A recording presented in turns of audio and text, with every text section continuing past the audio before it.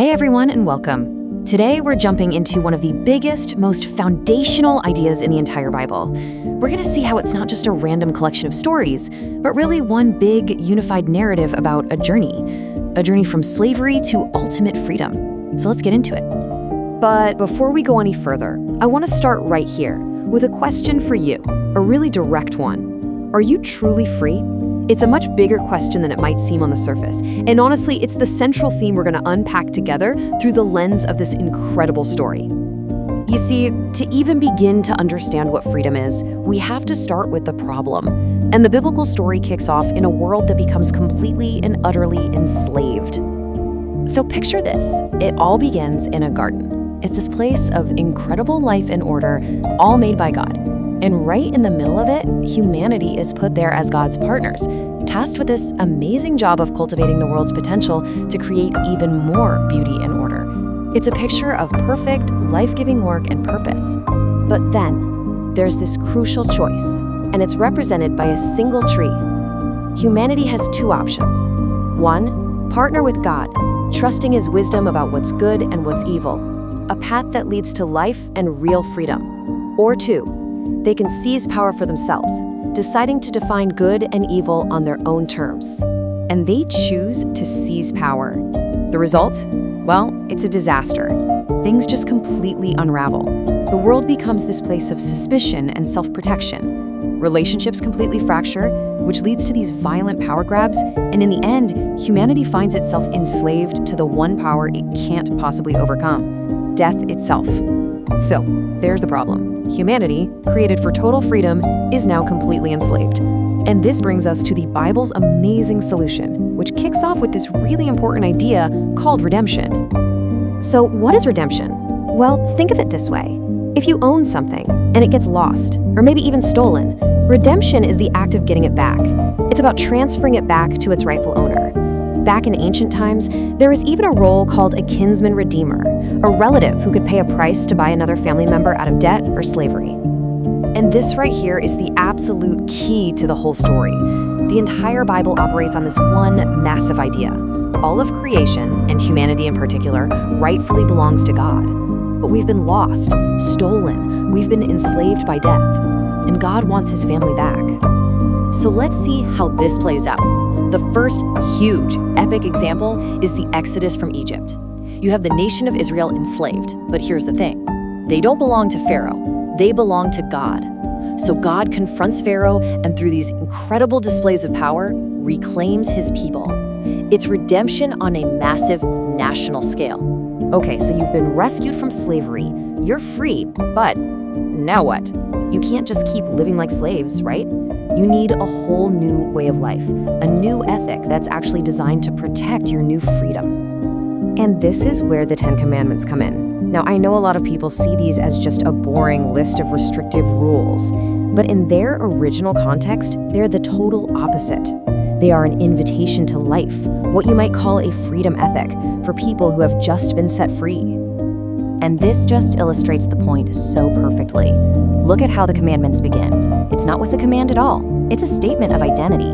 God says, I am Yahweh, that's His personal name, your Elohim, which just means your God, who brought you out of the house of slavery.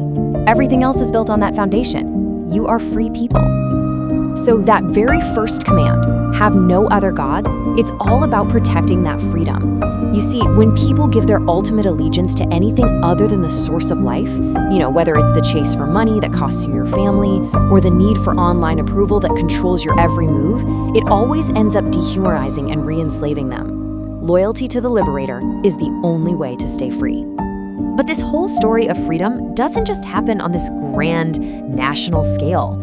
It also zooms all the way in. Because, let's be honest, being free from an external power like Pharaoh is one thing, but there is a much deeper, much more personal battle for freedom that happens inside every single one of us. And this is a question we all have to face, right? What do you do with those temptations, those harmful desires, those destructive thought patterns that can just hijack our minds and enslave us from the inside out? How do we get free from that? Let's take just one powerful example: lust. The Bible frames this not simply as a human desire, but as a full-on spiritual battle. And the front line of that battle? It's your mind. The idea is simple. Whatever controls your mind is going to end up controlling your life. So, how do you fight back? Well, the Bible offers 4 really practical steps. First, guard your eyes. What you let in is going to affect you. Second, control your thoughts. When a tempting thought shows up, you take it captive right away. Third, you pray for the strength to resist. And fourth, you act quickly. Don't sit around and think about it. You decisively remove yourself from the source of temptation. Okay, so this is where all the different threads of our story start to weave together. We've seen external redemption from slavery in Egypt. We've seen the internal battle for freedom. And now we get to the story's climax, the ultimate redemption. Remember back in the Exodus? On that night, Israel was set free. A final deadly plague was unleashed. But God gave them a way to be safe. Each family put the blood of a perfect, flawless lamb on their door. That blood was a symbol of a perfect, surrendered life. A life that death had no rightful claim over, that could actually provide protection for others. And this entire pattern, it's all pointing forward to Jesus. The New Testament writers present him as the ultimate fulfillment of this whole story. He is the ultimate Passover lamb, the ultimate kinsman redeemer. He is, as the text says, God's ultimate counterclaim against the power of death itself. Think about it. Jesus lived a life that was so completely devoted to God that death had absolutely no claim on him. And yet, in this incredible act of sacrificial love, he surrendered his life for others. His resurrection is presented as the proof that this kind of love is more powerful than evil, more powerful than humanity's final enslaver. This is the ultimate liberation. So people have been set free. That's it, right? End of story? Well, not quite. Because being set free isn't actually the final destination. It's the beginning of a whole new journey.